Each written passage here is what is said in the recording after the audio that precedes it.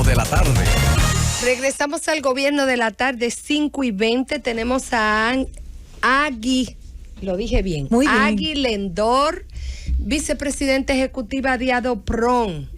Y con ella vamos a conversar diferentes temas. Asociación Dominicana de Productores de Ron. Muy bien, así mismo. Romo. Buenas tardes, ¿cómo Romo, están? como dicen los Hoy dominicanos. en la tarde, ¿verdad? Agui, ustedes tienen frente a la reforma fiscal, a la reforma tributaria, tienen, yo diría que una amenaza, porque casi siempre que se piensa en dónde buscar más impuestos, se piensa en bebidas alcohólicas, que los cigarrillos y demás. De la estructura tributaria de Ron, tú me explicabas y había leído que habían tres impuestos. Un poco para explicarle a la gente ya de tu voz qué es el selectivo, qué es el ad valorem, qué es el impuesto específico, para que la gente entienda cuál es la estructura que impacta a Ron. Bueno, primero gracias por la invitación. Respondiendo a tu pregunta, en el caso de las bebidas alcohólicas tenemos 3 impuestos. Uno es el selectivo específico por grado alcohólico. Entonces ese va a impactar en la medida del grado alcohólico. En el caso del ron tenemos 37.5 y es un grado que no podemos variar. Es por ley, es 37.5. Hay otros productos que pueden variar ese grado alcohólico porque se los permite la naturaleza de los mismos, ¿verdad? Luego está el selectivo ad valorem, que es un 10% sobre el valor del producto. Y el ITEVIS, que se toma el valor del producto, el selectivo específico más el ad valorem, y sobre eso se carga el 18 de ITEVIS. O sea que esos son los 3 que nos impactan. Ok. Una pregunta. El valor por el grado alcohólico, ¿por qué lo impacta más a ustedes que a otra bebida? Si, por ejemplo, la cerveza lo entiendo bien, pero en el whisky, por ejemplo. Que tenemos un grado alcohólico parecido. Exacto. Y es por el precio total de la botella. Cuando tú tienes es una tasa efectiva de tributación. Entonces un porcentaje que va a variar o que le va a impactar dependiendo del precio de la botella. Si una botella de 2,000 pesos, un impuesto va a representar un porcentaje menor o mayor de ese precio. En un caso de 2,000 va a ser más bajito ese impacto. Y en el caso de una botella como la nuestra, que estamos hablando de 200, 250 pesos, entonces el impacto es muchísimo mayor. Aquí, ¿cuáles son las expectativas que ustedes tienen con relación a la próxima reforma fiscal que se va a hacer en el país? Bueno, ¿qué ustedes esperan para su producto? Mira, lo que nosotros quisiéramos esperar, y por eso quisiera hablar un poquito más y dar un poco de claridad, es que por lo menos nuestro sector, el ron, que no tiene la misma situación de los demás productos en las bebidas alcohólicas. O sea, nosotros no tenemos la misma situación. Pero en el caso, las mismas condiciones no. No tenemos la misma situación porque al tener un precio bajo como 250, 200 pesos, esa tasa efectiva de tributación en el caso del ron le pega en un 66%, mientras que en las cervezas es un 40%, para el vino, el whisky, la vodka es un 35%. Entonces te digo que no tenemos la misma situación porque tenemos una tasa efectiva muchísimo más alta en el caso nuestro. Pero también porque nosotros tuvimos una reforma fiscal en el 2012, fue nuestra última reforma fiscal, y ¿qué aprendimos de ahí? ¿Qué vimos? Que con esa reforma fiscal nosotros todavía hoy no logramos producir lo que producíamos ahí. Nosotros en ese momento producíamos 12.8 millones de litros y hoy estamos en 10. O sea que con esa reforma ha bajado la producción de ron, pues se perdieron empleos, la industria no ha vuelto a ser la misma. Okay. Pero a nivel de impuestos tampoco se ha recaudado. Duraron 6 años para poder recaudar lo del 2012. En el 2018 es que vuelve el recaudo a equipararse. O sea que esa reforma en el sector del ron no tuvo grandes condiciones, pero ¿qué logró? Entonces hubo externalidades negativas, porque ¿qué logró? Logró crear un comercio ilícito que no existía y que en algún momento ha rondado un 40% en la evasión fiscal. Logró crear marcas que se manejan en la ilegalidad y que al no pagar impuestos, siempre que tú tienes un producto que paga un 66% o que el impacto sea de un 66%, entonces es un atractivo hacia la informalidad. Es el producto que más paga impuestos en República Dominicana. Pero también tuvimos algo que es a donde nunca queremos llegar. Siempre cuando hablamos de hasta dónde aguanta un producto el precio, decimos, bueno, hasta que cause comercio ilícito, hasta que yo lo que hago es que no recaudo y recaudo menos, hasta que ya el sector produce menos. Entonces, todo eso nos ha pasado, pero cuando toca la salud pública, entonces ya sí es el último eslabón en la cadena donde nunca deberíamos llegar. En el caso nuestro, hemos tenido por consumo de alcohol adulterado más de 400 personas fallecidas en 18 meses. Esto es sumamente lamentable y es algo que tenemos que evitar. Con esta carga, lo que estamos diciendo de alguna manera es que el dominicano, porque fíjate que esto le pega más duro al que produce menos dinero, o sea, porque es la bebida, mientras la bebida más económica es, más alto va a ser este impacto de la carga tributaria. Y es la bebida preferida del dominicano. Claro, y es la bebida tradicional, es lo que nos dice, es nuestra bebida, o sea, es lo que nos llama nos identifica como dominicanos. Entonces tú le estás diciendo de alguna manera que no vas a poder consumir un ron legal, porque ese ron que está bien hecho, que está bien producido, tiene una carga tributaria y un precio que no vas a poder pagar. Entonces, de alguna manera, estamos empujando la producción, la comercialización, pero lamentablemente también el consumo hacia la ilegalidad. Y eso es muy peligroso. No solo que está bien producido aquí, sino también que no va a producirle una enfermedad ni la muerte. Claro, tiene calidad. Que no le va a provocar la muerte o una parálisis. Recuerden el joven venezolano Armando, que todavía está en un estado de recuperación por tomar este alcohol adulterado. ¿Cómo sigue afectando? Precisamente ya tocando ese tema, ¿cómo sigue afectando este mercado a ustedes directamente? Bueno, el gobierno tomó una serie de medidas, dentro ya sacó un decreto para el control del metanol, han bajado los fallecimientos de una manera importante, pero esto no significa que si presionamos más no vamos a volver a tener una situación como la que vivimos y que fue muy difícil. ¿Cómo se hacen? Aquí nos gusta mucho ver los comparativos, el benchmarking, demás. ¿Cuál es la situación de la industria de ron dominicana con relación a sus pares, a las economías con las que ustedes más o menos deben de competir? ¿Por el tamaño de la economía o porque concurren en el mercado internacional? Ese selectivo es el más alto probablemente de Latinoamérica. Entonces tenemos uno de los selectivos por grado alcohólico más altos, o sea, es más alto que Costa Rica, que Ecuador, que El Salvador, que Honduras, que Colombia.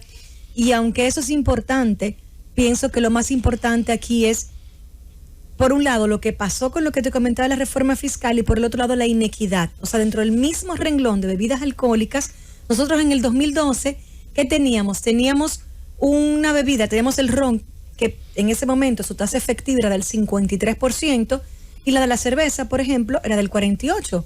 Íbamos más o menos cerca. Hoy, 9 años después, con esa reforma, la del ron es un 66% y cerveza es 39, 40%.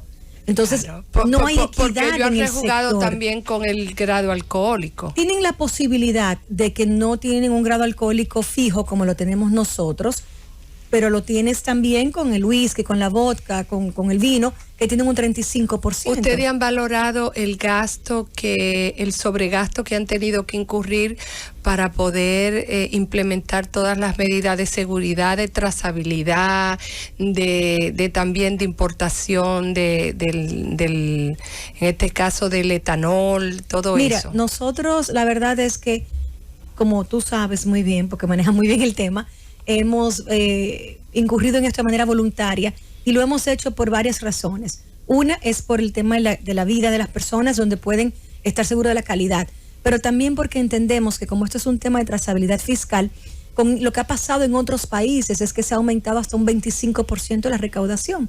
Entonces entendemos que sin tocar el sector en una reforma, a través de esta estampilla y de tráfico, lo puedes lograr. Pero también, si miráramos cómo fue pasando nuestro sector, en el 2019 se cerraron 2 empresas importantes y con esto aumentó la recaudación de impuestos internos. Entonces tú tienes un 2020 donde el consumo del mercado, y quiero que me pongan atención, el consumo del ron en el 2020 en República Dominicana bajó un 22%. En pandemia. En pandemia. Del ron. Sin embargo, las recaudaciones aumentaron un 10%. ¿Cómo aumentan las recaudaciones un 10%? Cuando el consumo baja. Porque solo dos empresas que cerraron y judicializaron lograron que la gente que consumía algo ilegal se movió a lo legal. Entonces, quiere esto decir, tenemos un ejemplo ahí muy claro, no es algo hipotético, que cuando tú atacas la ilegalidad y cierras esto, con solo 2 casos tienes un aumento, aun cuando el consumo bajó. Entonces, no es necesario impactarnos en una reforma cuando tienen las medidas de cómo lograrlo sobre la mesa. Y estos son marcas, o sea, no estamos hablando que el consumo de que estas cosas ilegales son algo que nadie sabe qué es. O sea, son marcas, algunas de ellas están debidamente establecidas, lo que no pagan los impuestos correspondientes. Tú las ves, identificadas. Son identificables. Entonces, si quisiéramos pensar qué logramos con el 2012 y con una reforma en nuestro sector, ¿qué se logró? Tenemos una menor producción de ron. Hoy no producimos lo mismo que en el 2012. Durante 6 años se recaudó menos. Tenemos inequidad en las categorías. No, cerveza, ron, vino, no pagamos igual. Paga más en impuestos el que tiene menos, porque le da más duro en una bebida de bajo precio. Y tenemos 400 personas que fallecieron. Entonces yo creo que lo que sí tenemos que llevar es claridad de los impactos. Vamos a la pausa y regresamos con el ingeniero que le tiene una pregunta. Sí. El gobierno de la tarde. Estamos hablando con Agui Lendor, que es vicepresidenta ejecutiva de Adopron. Oye, lo que producen es romo. Y el ingeniero le tenía una pregunta. Agui, hay una noticia fresquecita ahora, es que el gobierno, como va a levantar el toque de queda el próximo lunes, acaba de tomar una disposición de restringir la venta de bebidas alcohólicas hasta las 12 de la noche, de lunes a viernes, que le han dado. Y a las 2 de la mañana los fines de semana. Sí. ¿Qué opinión tienen ustedes de eso? Era la misma medida que teníamos antes de pandemia, era lo que se venía viviendo antes de la pandemia, o sea que era el mismo horario que sí teníamos. No han tenido nada de beneficio con el levantamiento del toque. No, bueno, ha sido 2 años difíciles, Yo le tengo una crítica a ustedes. Dime. Ustedes, como todo sector empresarial, son conservadores. Crítica. Ustedes van como reactivos. Qué sé yo, la gente no sabe eso, que ustedes son más perjudicados que la cerveza. Por eso estamos aquí. Sí. Exacto. Entonces, como que caramba, ahora ustedes debieran decir, bueno, está bien, levantaron el toque de queda, pero para nosotros significa el mismo sacrificio. Y también hay que decir que el ron es la única industria alcohólica nacional completamente, real. O sea, que usa una agroindustria nacional. Lo que pasa con las medidas de restricción es que nosotros de manera general tal vez estamos muy acostumbrados a ser muy regulados. Entonces estamos, digamos, acostumbrados a que nos regulen. Mira, yo quiero que tú les pongas a los estimados oyentes, porque siempre se ha hablado de las muertes producidas por ron adulterado. Uh-huh. Y uno siempre se pregunta cómo uno puede distinguir en qué consiste la adulteración de esa bebida de ron y la diferencia entre ron adulterado y ron falsificado y cuáles pueden ser las consecuencias para la salud y la forma en que tú lo puedes distinguir como consumidor. ¿Te iba a decir algo, Susana? No. Ah, ok. Mira, primero no vamos a hablar de bebidas alcohólicas adulteradas y bebidas alcohólicas falsificadas, porque el ron se produce con altísimos estándares de calidad. Entonces, cuando hablamos de ron, hablamos de una industria formal y de un producto que se hizo. Primero, ¿qué es ron? Es un producto que se hace, en el caso nuestro, que es ron dominicano, a partir de la caña de azúcar dominicana, de miel o de melaza. En el caso nuestro, de jugo de caña, miel o melaza, se puede hacer en República Dominicana, que se hace al 37.5, que yo los invito a que nos acompañen y visiten una fábrica. Es un proceso hermoso, sí. Ver cómo se produce el ron, y así como vamos en otros países a viñedos, vale la pena, es un paseo muy lindo, ir y caminar las bodegas. Entonces, ¿qué son estas bebidas adulteradas? Hay bebidas adulteradas, como bien decía Susana, y falsificadas. En la adulterada es esta bebida que también ha causado los fallecimientos, que puede ser construida de manera en patios no quiero decir artesanal, porque hay cosas artesanales muy bien hechas, ¿verdad? Claro. Pero de manera ilegal, pero que hemos visto que ya no es algo que hicieron en un patio, sino que hay toda una industria detrás de esta ilegalidad. Pero importante recalcar que dentro de esta industria, la mayoría de las personas cuando lo piden, saben lo que están pidiendo. Entonces no están siendo engañadas. La diferencia es el engaño. Cuando yo voy y pido, dame un tapa floja, dame un relléname, yo voy con mi vasito y le digo, échame 30 pesos, yo sé que a mí no me están dando una bebida formal. Yo sé que a mí me están dando algo que no está pagando impuestos, que no se sabe lo que es y que nadie sabe cómo eso se fabricó. Entonces yo no estoy siendo engañado y eso es importante porque a veces la gente tiene un pánico que no es real porque realmente la mayoría de las personas está pidiendo esto. Ahora sí también hay falsificados, no solo del ron, aquí como en todas partes del mundo se falsifica prácticamente todo, se falsifica whisky, vodka, de todo, ¿verdad? Entonces, ¿cuándo es falsificado? Cuando yo pido una botella de un producto, me la entregan y parece tener el mismo sello, parece estar cerrada, parece estar, y me la venden al mismo precio. Entonces me están engañando. ¿Cómo yo la detecto? En el caso de las nuestras, todas tienen el sistema de trazabilidad, lamentablemente yo no traje botellas, todas tienen el sistema de trazabilidad tráfico, que es un precintado muy finito, que al ojo tú puedes ver cómo varía de color, claro, cómo tiene una cigüita palmera que varía de color, de agua, cómo tiene unas marcas, pero también tú tienes una aplicación que se llama Revísame, que la descargas de manera gratuita, muy útil, que la escaneas y ahí te dice el número del lote, la fecha de fabricación, el producto y te da una foto. Si no tuvieras eso, pero en el caso de las nuestras, de nuestras botellas, todas lo tienen, o sea, todas se lo están marcando. Obviamente habrá lugares que que todavía le queda en almacén de antes que no tienen el precintado. Eso no las hace ilegales, sino que tienen mucho tiempo con ellas en almacén. Pero también el sellado te va a hacer ese clic. Casi todas tienen como un aro debajo que tú lo vas a ver. No todos lo tienen, pero la mayoría. Pero sí que a la luz tiene que ser un color ámbar. Aquí el ingeniero decía la marca que él está acostumbrado a tomar. Y yo le puedo asegurar que si yo le doy otra marca, con el primer sorbito, él va a decir, esto no es lo que yo tomo. Esto no es lo que yo tomo. Los expertos sí. Los expertos sí. Ahora, usted lo tiene la bebida criolla.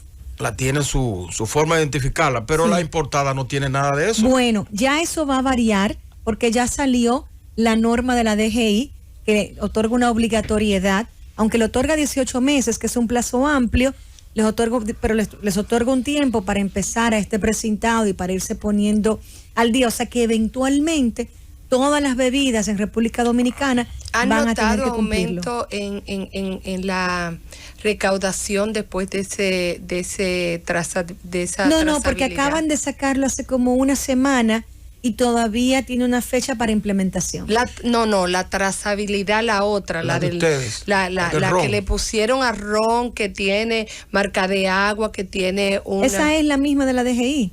Sí. Pero hace mucho que vinieron que yo la vi.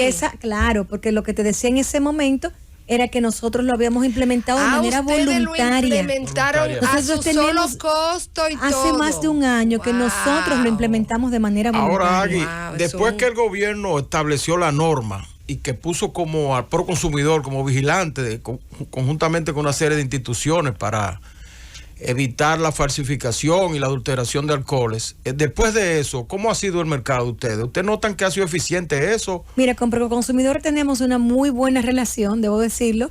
No es aupando al gobierno, pero debo decir que Eddie es una persona que nos toma el teléfono, que está con nosotros, a quien tenemos mucho acceso, y lo mismo el ministro de Industria y Comercio. O sea, las autoridades han ido dando la cara, han ido trabajando con nosotros, el ministro de Salud, o sea, todos han ido trabajando porque esto se constituyó en un tema realmente importante. ¿Ustedes están orejeados de qué viene por la frente a la industria de alcohol en la reforma? Porque sabemos que se han estado juntando con algunos sectores. Hemos ido reuniéndonos, no tenemos un escenario final, No creo que ni siquiera todavía el gobierno tenga ese escenario final, se está revisando y por eso estamos llevando la claridad de qué pasaría, no porque es una hipótesis, sino porque ya es lo que hemos vivido y que en el selectivo por grado alcohólico nosotros tenemos el selectivo más alto, o sea, nosotros tenemos el mayor impacto. Es de necesidad nacional casi en este país. Es nuestra industria y es una de nuestras principales marcas, o sea,